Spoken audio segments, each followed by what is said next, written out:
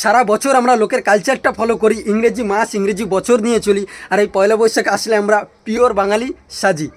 না, এই পয়লা বৈশাখ না থাকলে আমরা তো বাঙালিরা ভুলেই যেতাম যে বাংলা ক্যালেন্ডার বলে একটা জিনিস আছে। অনেকে জিজ্ঞেস করলে এখন বলতেই পারে না যে কত সালে এখন চলছে আর কত সালে নতুন বছর পড়ছে। তাদেরকে আমি বলে রাখি, এখন হচ্ছে 1432 সাল পড়ছে, 31 আমাদের থেকে বিদায় নিয়েছে। আজকে তুমি দেখবে প্রত্যেকটা বাঙালিকে বাঙালি হয়ে উঠতে, ধুতি আর পাঞ্জাবি পরে মাথায় তিলক দিয়ে রাস্তায় রাস্তায় ঘুরতে, মেয়েদেরকে দেখবে সাদা শাড়ি লাল পাইট পরে রাস্তায় বের হতে। আজকে তুমি দেখবে প্রত্যেকটা বাঙালির বাড়ি থেকে খিচুড়ির গন্ধ পেতে, প্রত্যেকটা জায়গায় জায়গায় বাল্যক সভা হতে, বাল্যক না হয়ে আমাদের মতন ছেলেরা বাল্যক সভা খেতে।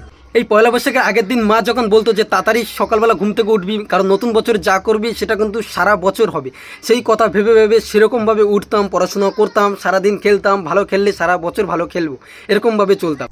আজকে দেখবে যেসব ছেলেমেয়েরা মন্দিরে যেয়ে সারা বছর একটিবার প্রণাম করে না, নিজের মা বাবাকে প্রণাম করে না, আজকে সকালবেলা উঠে পয়লা বৈশাখের দিনে সবার আগে চান পান করে সবার গুরুজনের আশীর্বাদ নেবে, মন্দিরে যাবে, পুজো দেবে, কত না নিয়ম তারা পালন করবে। আর এত সব দৃশ্য দেখে আমার তখন নিজেই এই পয়লা বৈশাখে মনে হয় আমি গর্বিত, আমি বাঙালি।